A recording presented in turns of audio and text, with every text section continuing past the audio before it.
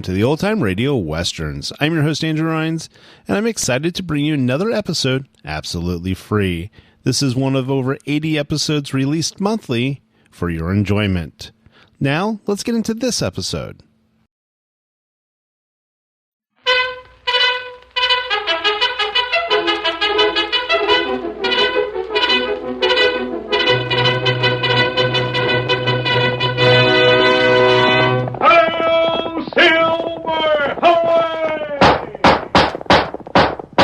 Fiery horse with the speed of light, a cloud of dust, and a hearty Hi-Yo Silver, the Lone Ranger.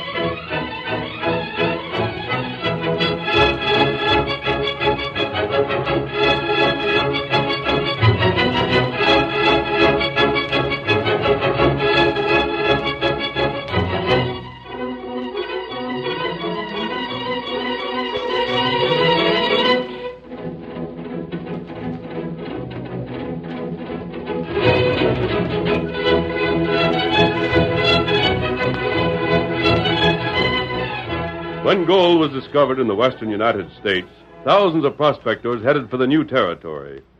Along with the honest miners came gamblers, confidence men, and criminals. Gun law ruled the boom towns, and it was not until the masked rider of the plains started his great fight for justice that the local sheriffs made any real attempt to preserve law and order. Return with us now to those thrilling days when the West was young. From out of the past come the thundering hoofbeats of the great horse Silver. The Lone Ranger rides again. Come on, Silver! We're heading for Kirkwood! Thelma's waiting on the trail ahead! Hi-yo, Silver! Away!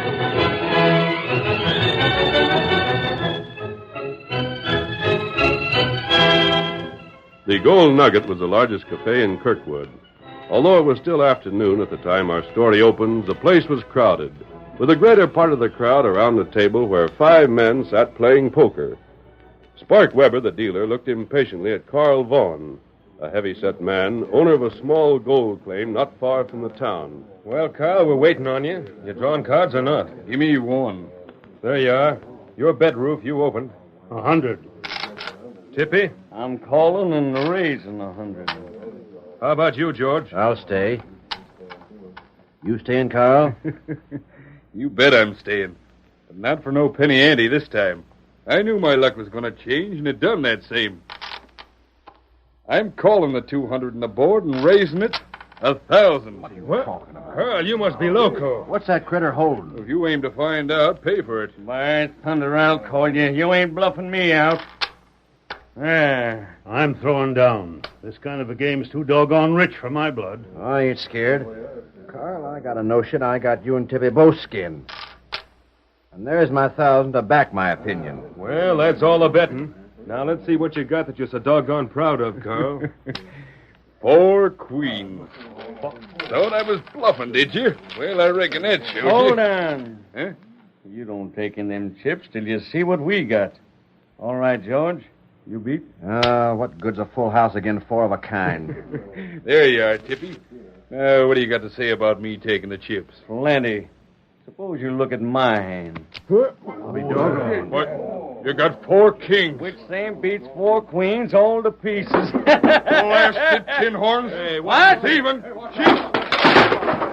Have you gone crazy, Carl? I'll show you how crazy I am. Roof, you and me have been sitting here getting cheated all day. Cheated? We've been sitting in a game with a blasted tin horn gambler that's been fixing the cards. We ain't had no more chance of winning than if we'd been playing blindfold. And I'm going to... Just 1 second. You're using mighty strong language, Carl. The kind of language that calls for proof. I'm a professional gambler, but I play a square game. Have you got different notions? I never said it was you, Spark. All right. Then you mean me or George here? Which is it? And I never said it was you, Tippy. Or George neither. Then who in blazes do you mean? Name the polecat, Carl, and we'll give him what he's got coming. You bet we will. This is something I'm going to take care of my own way. Carl, you've either said too much or too little. Either way, you've got some explaining to do. Sure, I'll explain. Spark, you and Tippy and George there all make your living by gambling. It wasn't till this last hour that I got the suspicion in things. But after that, I kept my eyes open. And I'll say this much. One of you three, I ain't saying which one, has been playing crooked. I reckon the fella I mean savvy's all right without my naming him. Doggone it, Carl, why won't you name him? Because I'm for doing things legal. I'm telling the sheriff what happened here, and he can make the arrest. You fellows would just try to start a lynching party. But the sheriff ain't in town. He'll be back by night. Blasted, you gotta name the man you mean. You can't leave it like this. You're leaving all three of us under suspicion. I reckon you can stand it till the sheriff takes action. Then just remember one thing, Carl. Yeah? When you go to the sheriff, be blame sure you got proof of what you're saying. Just calling one of us a crook won't get you nowhere. Less than it's to Boot Hill. I got the proof. Come on, Roof. Oh, excuse me, Injun. That all right. You not bump Tonto. Where you going, Carl? Out to the cabin where my claim is. I got some work to do there, and I'll come back here tonight. Thanks, Carl, but I reckon I'll stay in town. Yeah, suit yourself. And you other fellas. Yeah? If the one of you that's guilty don't aim to be jailed, I'd suggest making tracks out of this part of the country before the sheriff takes action. Good afternoon.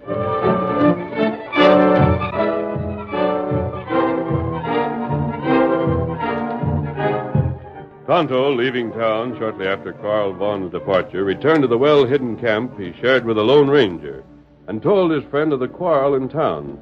The masked man took the news more seriously than Tonto had expected him. Tonto, are you sure the names of those three gamblers who were Tippy, George, and Spark? Not right. Tippy Phelps, Spark Weber, and George Marshall. Tonto, those are three of the most dangerous men I know. Each one is a gambler, a crooked gambler. Each one has several killings to his credit. Carl Vaughn.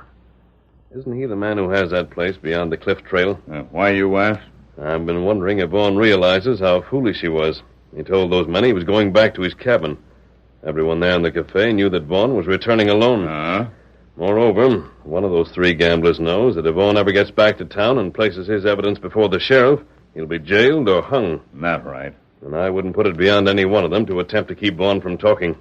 Tonto, we're riding. What do? We're going to put Carl Vaughn on his guard against any attempt on his life. Here, Silver. Good idea. Here, Scout. Silver and Scout are both heavy horses. It'll be bad business taking them by way of the cliff trail. It's the only way we can get to Vaughn's place. Steady, old fellow. Well, we'll try it, Kimosabe. Come. Get him up, Scout. Come on, Silver.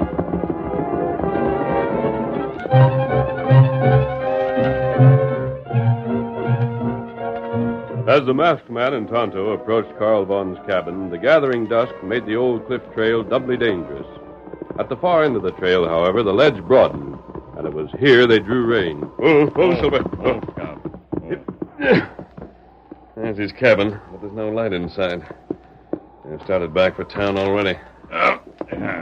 Wait. Isn't that his horse over there, in that lean-to? That it, all right. He must be home. Come on. He may be sleeping. Huh? I don't like waking him up. But he should be warned. Here we are.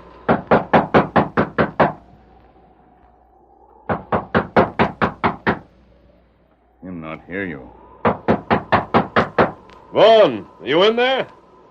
Vaughn, it's friends. Door's unlocked.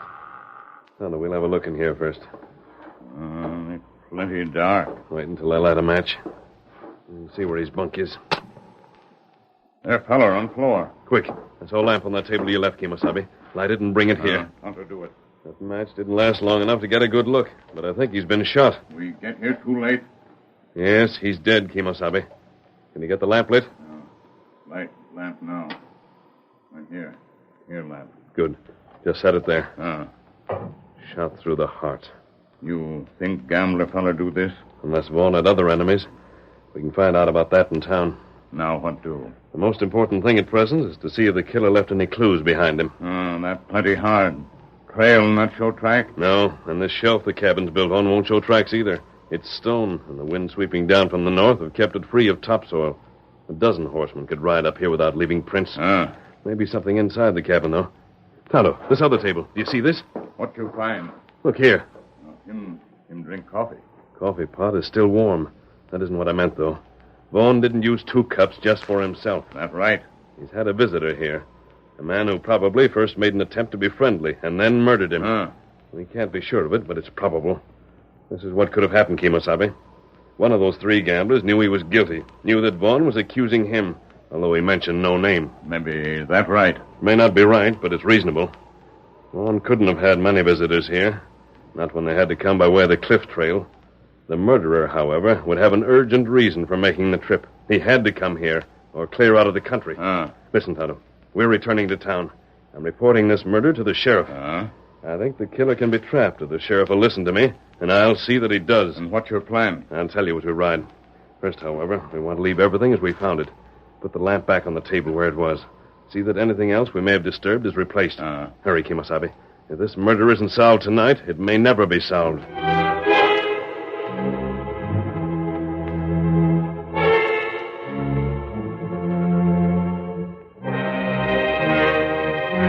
When everything had been replaced in Vaughn's cabin to the Lone Ranger's satisfaction, he and Tonto remounted and headed their great horses toward Kirkwood, scarcely more than a half-hour's ride. Avoiding the light thrown up on the main street by the numerous cafes, they approached the sheriff's office from the rear. Then, leaving Tonto on guard outside, the Lone Ranger entered without knocking. What the? Matt! Sheriff Temple? Who are you? What are you doing here? I'm here to report a murder. A what? The murder of Carl Vaughn. No. I just came from his cabin, Sheriff. Look here. You can't just walk in Don't here. go for your gun. Allen, you're covered.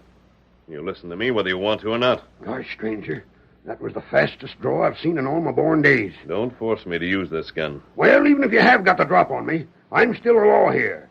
What were you doing over to Carl's place? I rode there as soon as I learned that his life might be in danger. I got the news too late, however. He'd been killed before I arrived. Who done it? That's what we're going to find out. And how do I know you didn't drill him, if he is killed?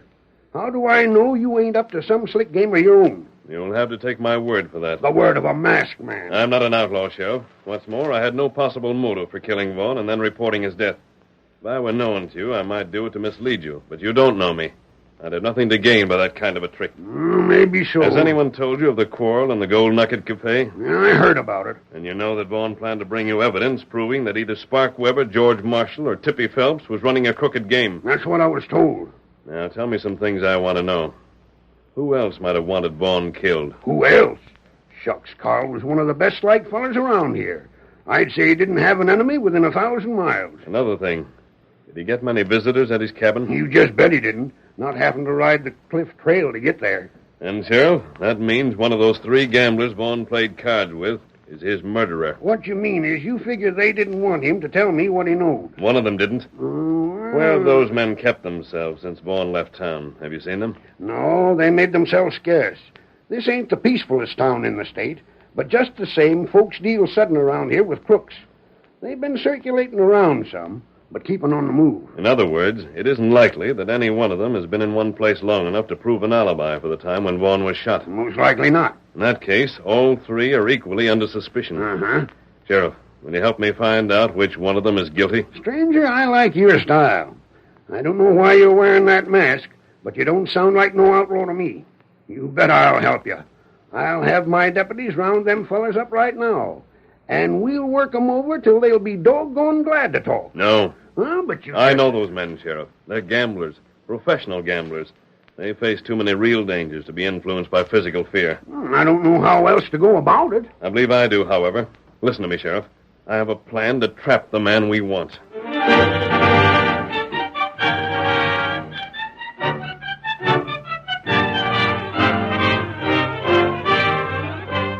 The curtain falls on the first act of our Lone Ranger story. Before the next exciting scenes, please permit us to pause for just a few moments.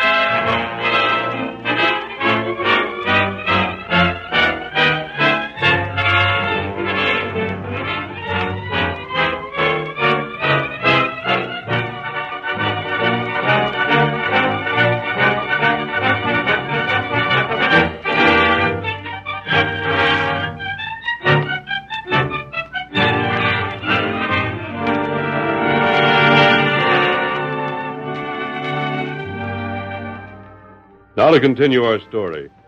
The Lone Ranger, having convinced the sheriff that he really desired to bring Carl Vaughn's killer to justice, outlined a plan to which the lawman enthusiastically agreed. At the end of their talk, the Lone Ranger rejoined Tonto, while the sheriff quietly made his way down Kirkwood's main street. Following the masked man's instructions, he told no one of Vaughn's death. Instead, he stopped first in one cafe and then another, until finally he found Tippy Phelps in the cafe known as the Royal Flush. Howdy, Phelps. Huh? Oh, evening, Sheriff. Step over this way, will you, Tippy? I'd like to have a couple of words with you. Now, look here, Sheriff. I ain't done nothing Who wrong. said you had? Why, I thought maybe that's... Quit thinking and do like I told you. Sure, Sheriff. Over here where folks can't hear what we're talking about. Sheriff, if it's about that argument in the Gold Nugget, there wasn't nothing to it. Honest, there wasn't. Carl was just mad about losing his cash and started a fuss. He thought there was something crooked because his luck was bad. What I've got to say concerns, Carl, but it ain't got nothing at all to do with that poker game. No? I just now heard something. Something right interesting. What was that? I'll tell you. But if you open your mouth about it, I'll nail your hide to the jailhouse. Oh, I won't say a word. Honest, I won't. I've been tipped off that Carl's been killed. Killed? Right. But who done it? How'd you find out? When did it happen? I don't know who done it nor when it happened. As to finding out, it's a fact that I don't even know who the feller is that give me the word about it. Then how can you be sure The feller was masked. Masked? Uh-huh. He come in my office and sort of hinted that if I rode out to Carl's, I might find out he wasn't living no more. Then he got out. Well, I'll be doggone. Sheriff, I'll bet that fella had a blame good reason for wearing a mask. And I'll bet he had just as good a reason for lighting out after he seen you. Yeah? What would you figure that reason would be? Maybe he killed Carl. Maybe he's tricking you somehow. Tippy, I'll tell you. That's just how I had it figured myself. You did? I don't know what his scheme could be, but I'm free to say it wouldn't surprise me none if it was a mighty slick one. Then why don't you go after him and bring him back? Jail the polecat and make him talk. That's what I aim to do. Then come on. I'll help you find him. Nope. I can handle that part by myself. Well, then... Hold on. Yeah? Do you think you could do me a favor? Well, I'd be glad to. What you want done? While I'm taking after the masked feller, you go out to Carl's cabin. Huh? Me go out there, ride that trail at night? Gosh, Sheriff, that'd be mighty risky. Not if you're careful. Well, what do you want me to go there for? Well, I figured if you was willing to make the trip after what happened this afternoon, why, that'd go a long ways toward proving it wasn't you Carl meant when he talked about one of you fellers cheating. If it was you, of course, then I don't reckon you'd be so anxious to have the killer jailed. You'd probably figure he done you a favor. I'll go, Sheriff. Sure, I'll go. I was just wondering, that's all. Thanks, Tippy. Now, here's what you're to do. These are orders, and if you don't follow them, I'll make you wish you had. And just say what you want, and I'll do it. Go out there and come back again without telling nobody about the killing. Nobody, understand that? I won't. I'll give you my word. Then if you find Carl was killed, don't touch nothing. Just look things over good so you can tell me about it. I'll want to have a look for myself later on without nothing having been moved around. That's heavy, Sheriff. And if you do make tracks, get there as fast as you can and come back pronto. I'll be waiting for you at my office. Right. On your way, then. Get.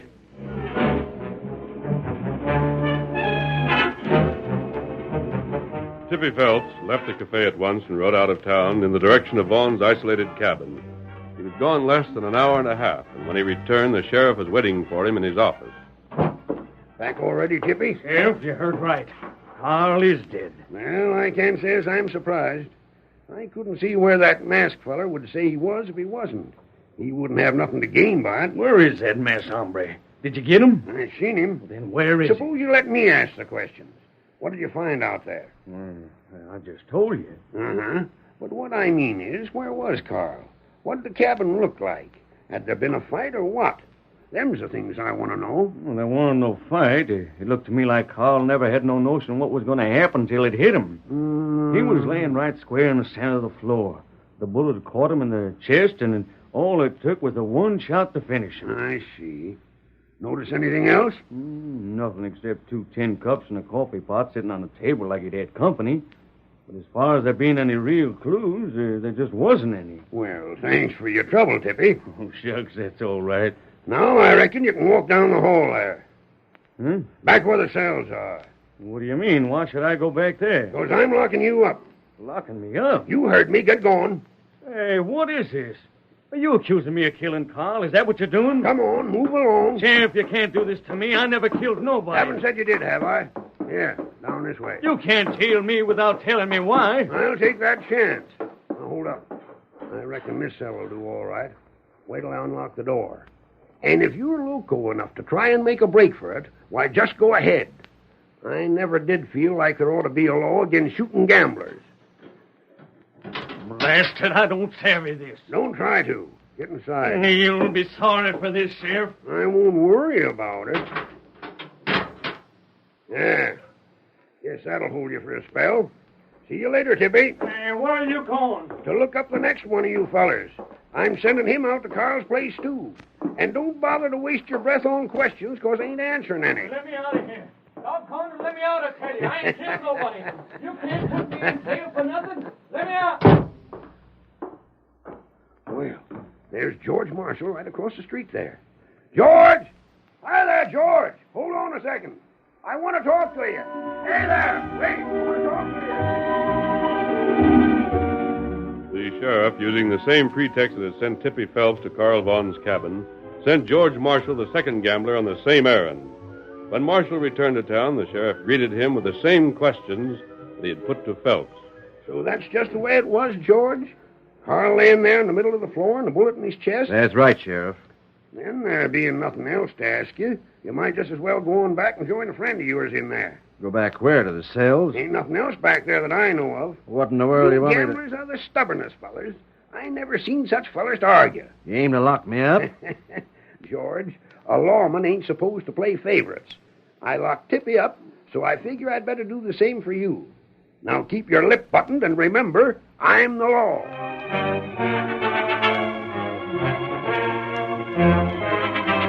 With Tippy and George in jail, the sheriff once more left his office. Spark Weber proved more difficult to find than his companions. But at last he too was located and given his instructions. This time, however, when Spark had answered the sheriff's questions upon returning, he was not put into a cell. Instead, the sheriff walked toward the outer door and... Is there anything more you want me for, Sheriff? You just sit where you are, Spark. All right, stranger, everything's ready. Done, Tonto. You can bring the others out of their cells, Sheriff. Sure, just close the door, will you? Sheriff, that must be the masked fellow you was telling me about. That's him, all right, Spark. But you'll have to excuse me for a couple of minutes. I got a surprise for you, too. Say, what's going on here? The sheriff told me he was looking for you on a charge of murder. And now you walk right in here as though there weren't anything the matter. Yes? You are the fellow told the sheriff Carl was killed, aren't you? I am. And by thunder, the sheriff must have lied to me. He sure don't act like he suspicions you done the shooting. You'll understand more about this in a moment, Spark. I don't like this. There's something blame funny. Don't move. There we are. Keep an eye on him, Tonto. Me watch him. Now, look here. What right have you or that redskin got to Quiet. keep? But I'm telling you, Here come two men I believe you know. Tippy and George Marshall. What in blazes are you fellas doing here? That's what I aim to find out right now. Sheriff, this calls for some explanation. You reckon it does at that? But as long as the whole thing was the masked feller's ID, why, maybe he ought to make 'em. Your idea, mister? One moment. What we did tonight was done to trap the murderer of Carl Vaughn. I never killed him. And neither did I. If you're trying to say I drilled Carl, you're off your head. I never shot him, and I don't know who did. Now try and prove any different. This afternoon at the Gold Nugget, Carl said that one of you three men had been cheating at cards. Well, what of it? He also said that he was coming back to town tonight, and when he returned, he'd see that the sheriff jailed the man he referred to. In the meantime, he refused to name anyone. Because he couldn't. He was playing a square game. He was just a hard loser. If one of you hadn't been cheating, Carl would never have been killed. There would have been no necessity for his death, unless one of you feared what he might prove if he were allowed to reach town alive. You don't know what you're talking about. As a matter of fact, knowing your reputations, I don't doubt that all three of you were cheating during the game at one time or another. We ain't worrying about what you think. Get on with it. I will. When Tanner told me about your quarrel in the cafe, I rode to Carl's cabin at once, hoping to warn him to be on guard. He was killed before I could reach him. How do we know you didn't kill him? Because we already know the guilty man. You're doggone right we do. The killer was clever. He left nothing behind him to show which one of you he was. Not a single clue. If he hadn't betrayed himself later, he could have gone free. Betrayed himself? We gave him a chance to do that when he was sent to the cabin. The cliff trail is dangerous even in daylight. At night, it's doubly so. Well? The sheriff asked each one of you to go to the cabin and observe what you saw there, disturbing nothing. 2 of you, the 2 who were innocent, had to make the trip over the cliff trail in order to make an accurate report. Say, I'm beginning to savvy this. I thought you would about now. The only man who didn't have to make the trip in order to give a report was Carl's murderer. The murderer knew what had happened without going to the cabin. He could pretend to leave town for the cabin and hide out for the length of time it would have taken him to get there and back. After that, all he had to do was to tell the sheriff he'd been there. He thought the sheriff would take his word for it, and he would be in the clear. Then that means... That means, when each one of you started out, the sheriff, Tonto, and I trailed behind you. We followed long enough to know whether you attempted the cliff trail or not. I went to the cabin. That proves I never drilled Carl. And it proves I didn't either. But it proves that Spark did. Spark's the killer. He's the man who didn't think it necessary to go all the way. And because he wanted to dodge the danger of that trail, he'll hang. No, I won't. Stand clear. I'll shoot the man to try and stop me. I thought I had that polecat's guns. He pulled a derringer from his sleeve. So you thought you had me. You thought you'd trick me and was going to see me hung. You will hang. Not for a few more years, I won't. But, stranger. Yes? For tricking me the way you done, you're paying. You're going just the same way Carl done. Now, blast you. Oh, my arm! My arm's busted! The masked hombre got in the first shot even when Spark had the drop on him. Bring that fellow here, Tonto. Me bring him. My arm! Isn't hurt. I only shot your gun from your hand. But I wouldn't have given a hoot if the masked feller had blown you to pieces. My arm, I tell you. Quit that noise! And save it till you see the rope waiting for you when you really have something to holler about. How about us? How about holding me and Tippy in jail without no reason? The masked man told me what to do with your kind, and I'm starting on you. Why, what do you It's mean? you crooked gamblers that have made Kirkwood the kind of town it is. Well, that's being changed. I'm running the whole bunch of you out. And if you don't go willing, then me and the masked man will see you go just the same.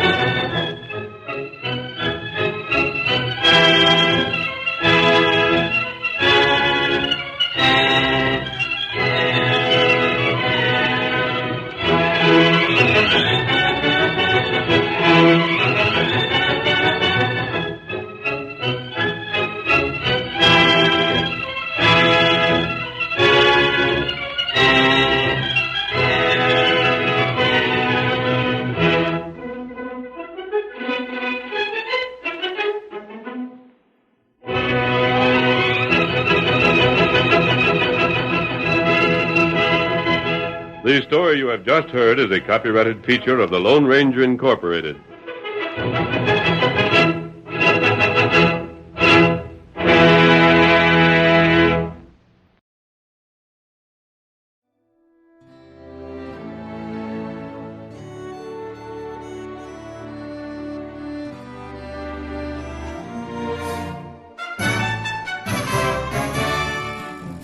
This has been a presentation of OTRWesterns.com, and we hope you enjoyed. Please take some time to like and rate our shows in your favorite podcast application. Follow us on Facebook by going to OTRWesterns.com/Facebook. Subscribe to our YouTube channel by going to OTRWesterns.com/YouTube. And send us an email, podcast@OTRWesterns.com. You can call and leave us a voicemail, 707-986-8739. This episode is copyright under the Attribution Non-Commercial Share Alike Copyright. For more information, go to OTRWesterns.com/copyright. Have a great day, and thanks for listening.